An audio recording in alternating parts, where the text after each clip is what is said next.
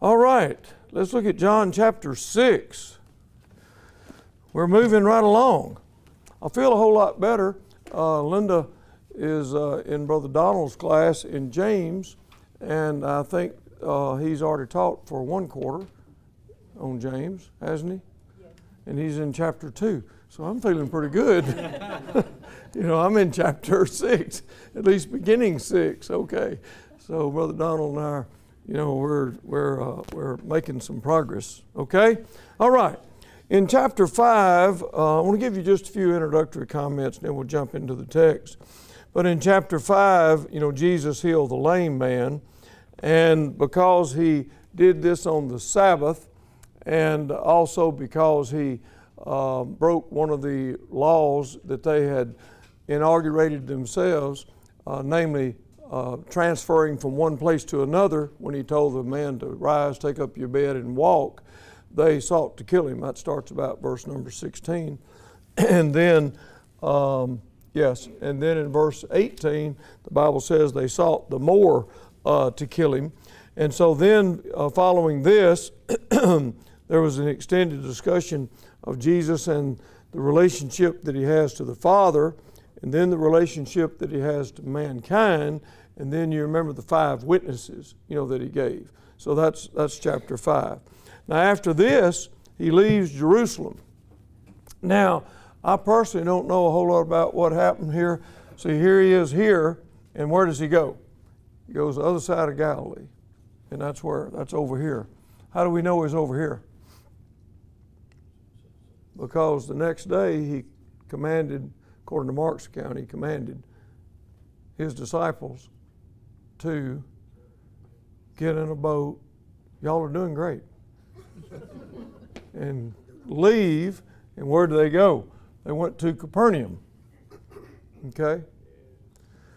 So we know he was over here. Okay? And sort of in the edge of the Golan Heights, I think, if I'm not mistaken about that. Now, we're going to learn something here that's getting ahead of myself. But the Sea of Galilee is about 13 miles long, about 7 miles wide. And in Mark's account, when the storm comes up, you remember it says they were in the middle of the lake. Now in the middle of the lake to me is right here, David. Okay? And it says they had rowed 3 or 4 miles. Now we'll have to get Brother Jonathan to tell us about the furlongs and all that. Got to do it, Jonathan. I prefer 3 or 4 miles myself. And what's always been interesting to me is they're headed to Capernaum. But, there was something that took place. You remember it was a big storm, and so who knows what a storm is going to do, to you. But we'll talk about that, later on. Okay, so he goes up here, and notice verse number 2. By the way, it says he goes to the Sea of Tiberias. I thought it was the Sea of Galilee. Where did it get the name Tiberias? It's from an emperor. Okay, from the emperor Tiberias. Who gave it that name? You remember? Herod, in honor of the Roman emperor Tiberias.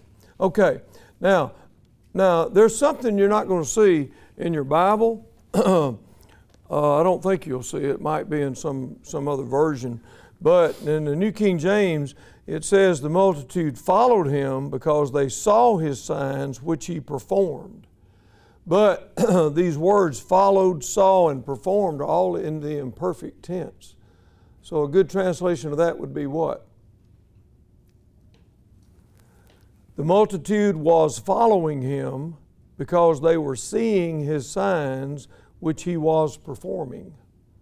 So you have sort of this continuous action, going on. It's not like they just saw and then, oh, okay.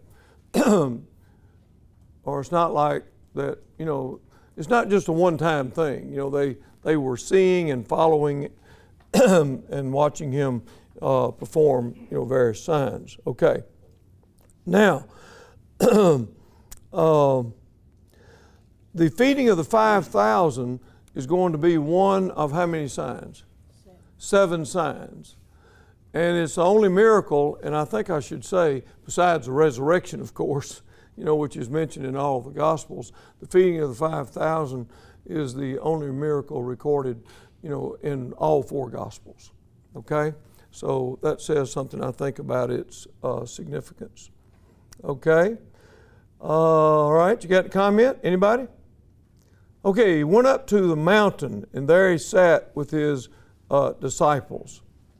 Any significance there? In Mark's account, let's see, in one place, Mark chapter, hang on just a minute. You had to be Mark's account of the feeding of the 5,000.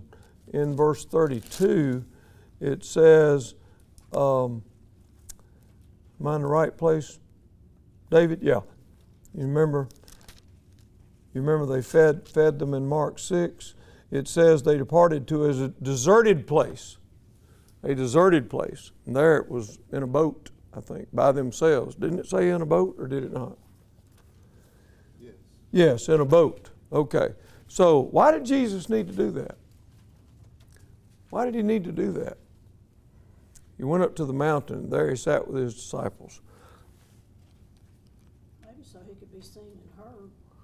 Well, they needed time to be apart and okay. talk to them. All right. I think these occasions point to, a time of, solitude, time to pray. They needed rest. Mark says, place to rest a while. In Mark's account, Jesus had received news of John the Baptist's death. Yeah. And so, Right. David says, and I have a comment about that if I could find it, on why he did it. He had heard the news of the death of John the Baptist. Where did I say that? Who knows? I got so many notes here that I've made. He heard the news of John the Baptist, and so, what do you think, David? He was what? grieving. Grieving, right. Grieving, praying. John 2:25 says that Jesus knew what was in man, so he knew what was coming down. But nevertheless, being human, has all the traits that we have, as human beings. I had another reason too, though, but I can't find it right now. He's grieving for John the Baptist. Seemed like something about Herod, maybe. Of course, Herod's the one that, slew John the Baptist. All right. Anybody else? Okay, now the Passover was near. How many Passovers in John that we know for certain? Remember, you had one in John 2. Remember that? And then you've got this one, and then you've got another one. Where's it? That's at the crucifixion. That's at the Lord's crucifixion. Okay? Now, some think, the feast in John 5 is a Passover. I've always said and, preached that Jesus' ministry was about 3.5 years. But actually, it might have been shorter than 3.5, it appears to me. If there's 3 Passovers, that would be how many years? 2 full years, right? What do you think about that, David? I can't establish more than 2 years. I've not thought about it since I worked on your book. Oh, have you? Yeah. Well, but think about it. If you had a Passover in John 2, I don't see a whole lot of time. As a matter of fact, you have the first full week of Jesus, recorded in John 1, okay? And then in 2, you've got the, water to wine at Cana, okay? Then you've got a Passover in 6, that's a year. Then you got a Passover at his crucifixion, that's a year. At any rate, my only point is I think his ministry was probably shorter than we have typically thought. Anybody? It's just my opinion, which is, I think, profound. Just think about, the work that he did, in such a, short period of time. So he lifted up his eyes, and seeing a great multitude coming toward him, he said to Philip, where shall we buy bread that these may eat? Where shall we buy bread that these may eat? Okay. Here's an ancient photograph found in a cave in just kidding, Okay, now, why would he say this to Philip? Is Jesus in the dark here? No, he isn't, because the next verse says, this he said in order to do what? To test him, okay? I like what Merrill Tenney, Tenney, if you ever want a book, it's just a pretty good book on New Testament survey. He has a book, and he may have some others, I'm sure he does, that I'm unaware of. He has another little book called The Gospel of Belief, and it's on John, and I think the copyright's 1948. So it's an old work. But I love what he says, about Philip. He calls him, and I mentioned this in my commentary if you remember it, he calls him a statistical pessimist. A statistical pessimist, because Philip says 200 denarii worth of bread is not sufficient for them, that every one of them may have a little. 200 denarii. How long is that? You know this, you're good students. About a day's pay. Okay, a denarius would be a day's labor, 200 denarii. If you take out all the Sabbaths, you've got what? You got about two-thirds of a year, don't you? Okay, that's quite a bit of money, isn't it?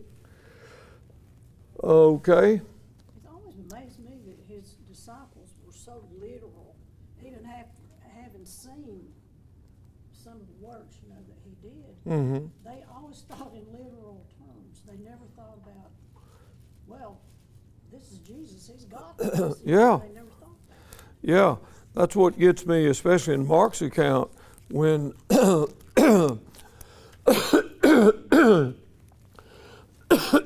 excuse me, this sinus drainage is a killer, isn't it? For a speaker, especially. I hate it, so y'all bear with me. But in Mark's account, when a similar point, comes up, Jesus says, you give them something to eat. And you in the Greek there is emphatic, saying you can do this. Okay, you guys give them something to eat. And they like, oh, we can't do it and all that stuff. And the truth of the matter is, I think it's in the same chapter, had they not gone out on the limited commission and performed all kind of, miraculous deeds there, L.A.? It's like when Jesus is there, they depend on him. But what he's trying to say is, I'm not going to be here very much longer. Yeah. You guys need to start thinking for him, doing for him. Okay. Because this is what we need. Excellent. So they could have done something, but their faith seems, excuse me, to be shallow. Excuse me. And the name Brother Hugo McCord, of course. Brother Hugo McCord's translation says about $40. The NIV says more than 1/2 year's wages. More than 1/2 year's wages. I kind of like that, but that's an interpretation, of course. Now I want to say something here about test. The word for test here is the Greek word paradzo, and it's the same word used in James chapter 1, where the Bible says, if any man's tempted, don't let him say he's tempted of God. Same word. Did you know that?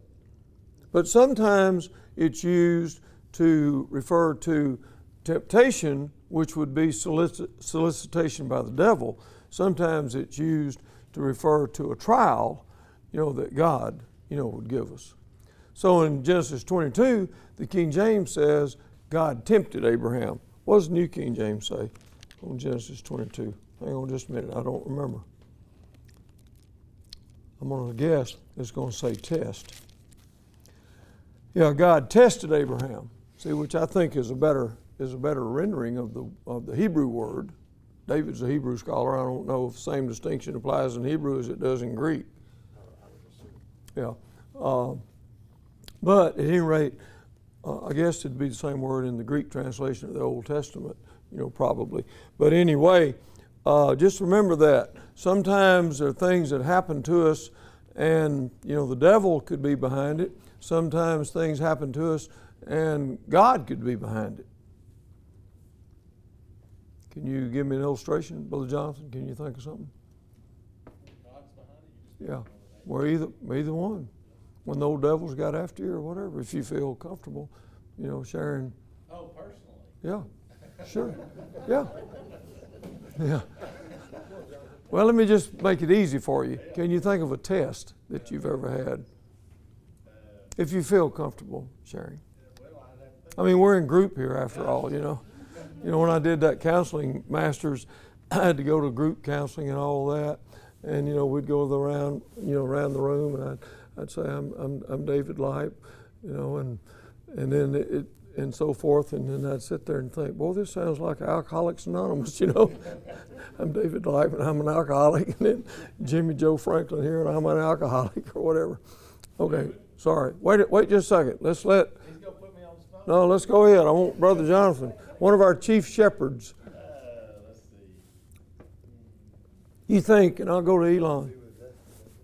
Brother Elon. Wouldn't the distinction be in Job where we see the devil on one side very clearly and God on the other side very clearly? Yeah, that's a good point. So that you might have kind of both of them going along there. Anybody? Just anybody. Let's open it up. Anybody had a test? One that many of these know about was our experience with a preacher one time, with Jim Franks. I don't think I know them. Test. That was a test? It was a big test. Okay. Almost split the congregation. Oh, no. All right. Preachers can be testing sometimes, can't they?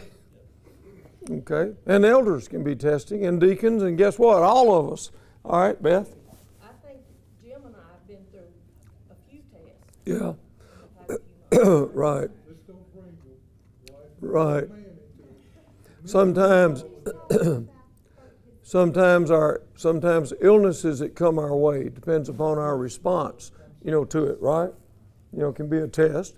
It can also, I think I've said this before, I visited a man in a hospital one time who got a little confused on this because he hammered the bed and said, "Look what God's done to me." And that was not really a proper response, to a test, I don't think. So, James says, kind of joy when you fall into different kinds of tests or trials, knowing that the trying of your faith can do what? Work patience. It depends upon how we respond to it, though. Okay, gotten a little far off here. Let me get back. Dave, Okay, can I make a comment about that? sure. God tests us, wanting us to pass the test. Right. Satan tempts us, wanting us to fail. Fail. I think that's the critical difference. Yeah. So the same thing can be a test or temptation, right? Depending on how we respond, to it. Okay? All right. Okay, now, one of his disciples, Andrew, Philip and Andrew. Okay, when have we seen Andrew before?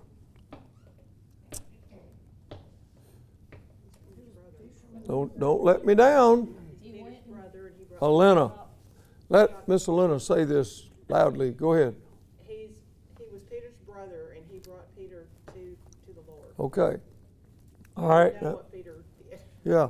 Now, I told you about this already, but notice in John 1, Andrew brings Peter to Jesus.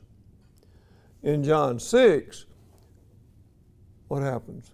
Andrew brings a boy to Jesus. In John 12, what happens? Andrew brings the Greeks to Jesus. Now, what else do you know about Andrew? He was a follower of John the Baptist, John the Baptist before he saw Jesus. Yeah, that's true. And John told him, "Behold the Lamb of God," right? My point here is you don't know much more about Andrew. But you know a whole lot about Peter, don't you? He brought Peter to Jesus, and now we've got what? Apostle in the Lord's apostle of Christ, elder in the Lord's church, 1st and 2nd Peter, half of the book of Acts, devoted to Peter. Great teacher, great gospel preacher. And Peter, like, so many biblical notables, had their weaknesses and they had their trials and difficulties, but they end up being great servants of God, right? So I think it's so important for us to just put our hand on the shoulder of a young man and say, you need to think about being a preacher.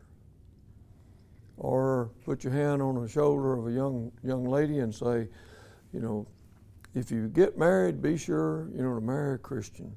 Marry somebody who wants to be active in the church. And you yourself, can be a great teacher or a great missionary. We don't want to leave our young women out, right? I mean, I just think that's important.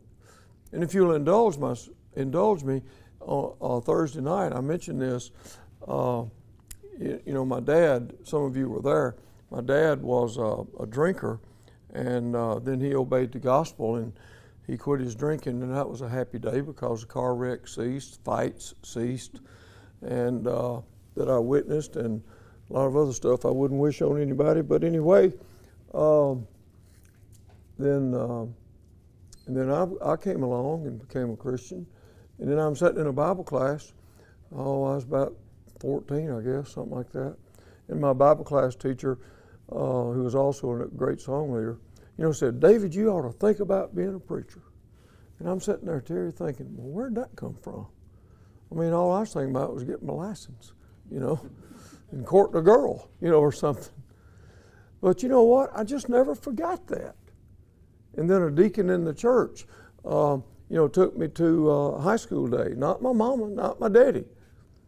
I mean, they were great parents, but I never got one word of encouragement, from them, along that line, along spiritual, lines of development. Yes, sir. Life is a test. Mm-hmm. Get-go to the end. Right. And that's what I was trying to say a while ago when you mentioned Jim. Diane will tell me something, and sometimes I say, wait a minute, is this a test? Mm-hmm. Because we need to realize it's all a test. It's all a test. Every day we have tests, don't we? Okay, thank you very much. All right, anyway, Andrew brings Philip, and let's see. One of his disciples, Andrew, Simon Peter's brother, said, "There's a lad here." By the way, I can't help but mention this. Andrew is always introduced as Simon Peter's brother. How do you think Andrew felt about that? It's kind of like people at Freed Hardeman always say they'd meet Linda, and then they'd say, "Oh, you're David Leip's wife." If y'all know Ms. Leip very well, I didn't bother her. And she has had some kind of response to that. I'm glad I can't remember it because it might not have been the best response, but she kind of told them pretty straight who she was. But at any rate, I've just often wondered, how did Andrew feel about this? Oh, okay, yeah, that's Simon Peter's brother. Who are you? I'm Simon Peter's brother. For some reason, I don't think it must have bothered Andrew too much. It didn't keep him from doing what he was It supposed certainly did not, did it? I think of him just going about doing his work silently, what he's supposed to do. Yeah. Being a good Christian. Yeah, humble. Yeah. Follower of Christ, right? It's like having sisters that are twins. So, are you one of the twins? No, I'm not. Oh, okay. Yeah. Or even like our two girls. I'm kind of ashamed of this, but there's 10 months and 26 days between them. They're Irish twins, both born the same year. And so, but they were the same size. And so, Nikki, our second one, people wonder, well, what's the deal? Carrie can do this, and this, but Nikki couldn't. And I remember one time I said, "You can tie your shoes?" And she said, "No, I can't. Carrie can." And I thought that little statement right there told me something about how, she felt, in her own mind. She was saying, "Well, Carrie can do it, but I can't." And then, oh, Lord knows, difficulties we had, with her. I mean, she, have y'all had the situation where you got two of you in school and then maybe one, the older one is really excelling, good grades and all of that. And then you come up, and then you come along, Rachel, and the teacher. Oh, you're Emily's little sister. I thought, why can't I be Matthew's? Yeah.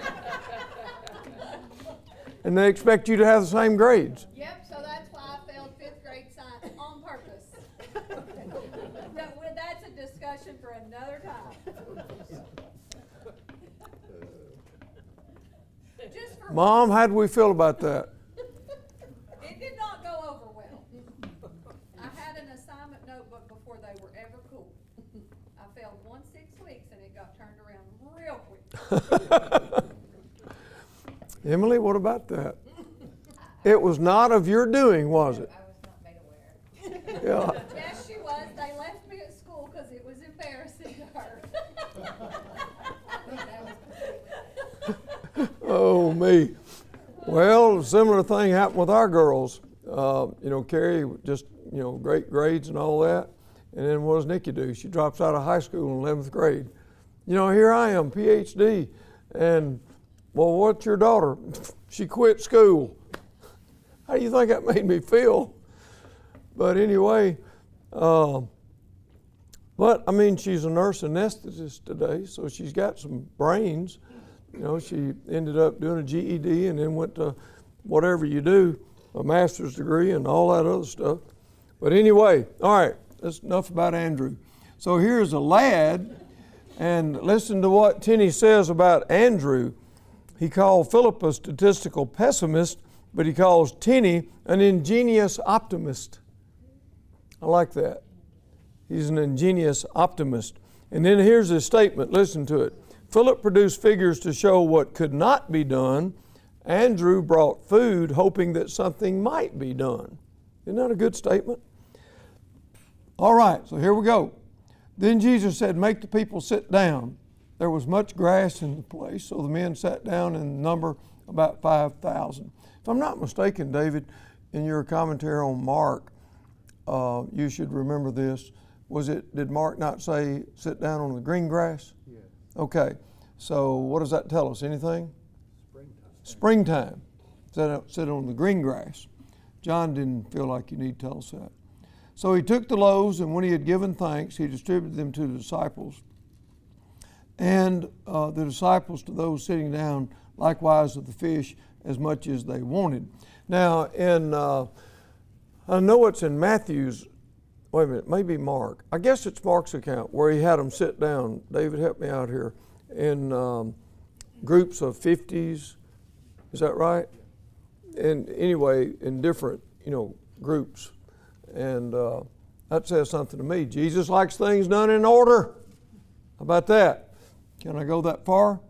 So when they were filled, he said to the disciples, "Gather up the fragments that remain so that nothing is lost." And I like that point also. Gather up what remains. What's that say? Like waste. He didn't like waste. And he said, "I believe in leftovers." How's that, Terry? Yeah, see that? Okay. Therefore they gathered them up and filled 12 baskets with the fragments of the barley loaves, which were left over by those who had eaten. I've always wondered what happened to the fish. Have any extra fish, Mr. Scholar David? I don't know about that. You're just saying that.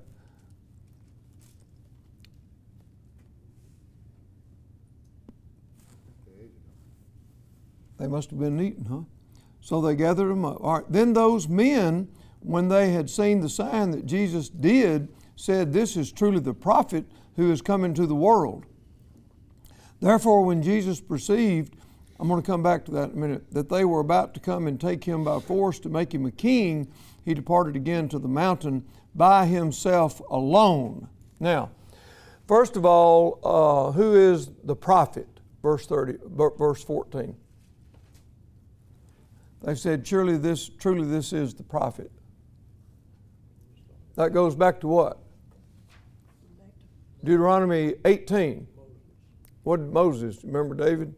Moses said, one of these days, one's going to be raised up from the brethren. He's going to be like me, and he's going to speak, and you better listen to him or you'll be cut off. I think the Old Testament rendering is cut off or destroyed, something to that effect. And then who quotes that in the New Testament? Peter, Acts chapter 3. All right, David, here you are. You're on the spot again. Tell us about this slide. All right, so this is a mosaic from a little place below Capernaum. It's kind of fun. It's ironic. I love it, the mosaic, but it's ironic because it's not in the place where the miracle actually happened. It's on the opposite side of Galilee. On the opposite side, but you have the two fish, and in the middle, those are loaves inside, and we just assume that there's more than the four that you could see. But yeah, the place is what? How you say it? Tabgha? Tabgha. Okay. And, well, my map's not there. Anyway, I was about to point out on the map, it would be on the west side of Galilee, isn't that right? And where Jesus was on the eastern side, remember? Because you remember he told his disciples, to get in the boat, and then they went to Capernaum, which is over on the west. Okay, but I saw this, and I actually knew at the time that I saw it that this, although this site is where they believed, that this took place, I assume, and they, as I've told you before, they built structures over places, like Jacob's Well, they put a church over it, or seemed like something else, several things. The Church of the Holy Sepulchre, over where, Jesus was crucified, and we're grateful for that. The Crusaders did this for the most part, didn't they, David? I think it was the Crusaders. well, some even earlier than that. Yeah, okay. But anyway, I'm grateful for that to preserve, some like Jacob's Well. I mean, nobody disputes that indeed was the site of Jacob's Well. So we've got this mosaic here. It's really beautiful of the loaves and the fish. And then, of course, the fish becomes a symbol of Christianity, right? You remember we saw that in John 4. You remember, I think you did that, didn't you, Brother Jonathan? Or John did one, where it says, we know that this is indeed the Christ, the Savior of the world. You remember that, the image I showed you of the fish and the word and so forth? Okay. What's the Greek word? Ichthus. By the way, I forgot to mention something here, speaking of Jonathan. I was to give you a report from Tracy that they are well and things are looking good, and little Rebecca is gaining some weight, and so things are looking really good. Isn't that wonderful? She was 4 pounds and I can't remember the 411. Okay, well, she's almost 5 pounds. It's just amazing to me. How do they get a needle in a little, how do they do that, Terry, in a little vein of, that's got to be like the needles I use for my insulin or something. It's just amazing, but aren't we grateful for that? Amen? Amen. All right, so let's keep praying for them. So that's where John is today. All right. Okay, anything I've left out here? All right, so that's the prophet. Now what about the king? They want to make him a king. Now David has been in our house for a week, and we've been talking about some of this. And he, in his commentary on Mark, he has a really good paragraph on this where they saw Jesus as someone who could feed thousands of people, okay? And then they saw Jesus who could heal because they've just witnessed that, about him with the healing of the lame man, right? Okay, and then they saw him as, what was your third point, David? A leader? And maybe not yet, but he could raise the dead. Yeah, right, yeah. And David mentioned the third point, that he could raise the dead, but I guess at this point they could not have seen that. But he made the point to me that I told him I wish I had his commentary when I was writing this John commentary, because I would have included it. They wanted to make him king, and what was the Jews' conception of the coming Messiah? Someone to get them out from under the Roman rule. Right, he was gonna run the Romans out, and he was gonna come in on a white horse, in charge. So he's this great soldier. Sort of like David. Okay. Like King David. And so what does a general need to be able to do for his soldiers? Needs to be able to provide food for them. And if they get hurt, they need to be able to get well. And I love that point, David, that Jesus could have done those things. And so what we have in verse 15 is that they want to make him a king. They have a misunderstanding, of the nature of his kingdom. And this goes all the way through even the apostles' thinking to Acts 1 and 6. You remember before he ascends, Lord, will you at this time restore, the kingdom to Israel? And so, see, this underscores my point, Jill, I made the other day about faith development. It takes time for us to get it, sometimes. And we need to be patient with people, as we're trying to study with them. And we don't need to be shocked that, they're believing something weird, along the journey. We just need to be people who want to help them, because we're interested in their soul and we want them to become, faithful followers of Christ. And Brother Howard, I apologize to you. I didn't ask you about your good wife. She's doing better. Good. Well, tell her we're still thinking about her. All right. Okay, anybody have a comment? Okay, when the evening came, his disciples went down to the sea and got into the boat. David, would you mind reading what he said in Mark for me, please? It's different. See here, the evening comes, the disciples get in the boat, and they go down to the sea toward Capernaum. All right, so immediately Jesus made his disciples get into the boat and go on ahead of him to Bethsaida while he dismissed the crowd. Okay, so in Mark's account, you have Jesus commanding them to get in the boat. You boys need to get out of Dodge. Okay? And he's going to join them later. All right? Any questions? Okay. Then the sea arose because a great wind was blowing. And when they had rowed about 3 or 4 miles, Jonathan, forgive me, but I got to hear it. Speak it up. Yeah, speak up where everybody can hear it. You told me you used ASV. Well, I do. I'm going to 5 and 20 or 30 furlongs. 5 and 20 furlongs. Yay! I say that because that's a good example of there might be a version that's a little more helpful along those lines. Is that a bad thing to say? Is that bad? There's an easy way to remember furlong. Yeah. 8 furlongs is a mile. Yeah. 4 furlongs is a half mile.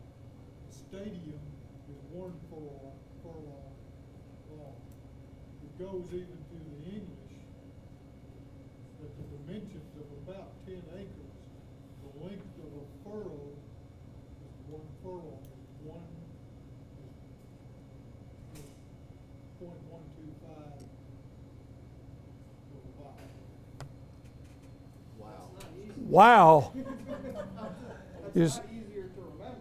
Well, I mean, 4 miles is easy. the 4 furlongs is a half a mile. 8 Yeah. furlongs is a mile. And I think it's wonderful that you know that, Brother Dennis. And When you're looking at land, yeah. And I appreciate you sharing that with us, but I'm gonna stick with 3 or 4 miles. Okay? Garrett can look at a piece of property and step it off and be within 1 to 2 feet Wow. of what a lot is, a standard lot. Wow. Standard lots change. Okay. All right. Another thing that Mark says that John does not tell us about is that they were in the middle of the lake. I think I'm right about that. Middle of the lake. So that means that they had gotten out quite a ways, right? Hey, love you guys. Enjoyed it.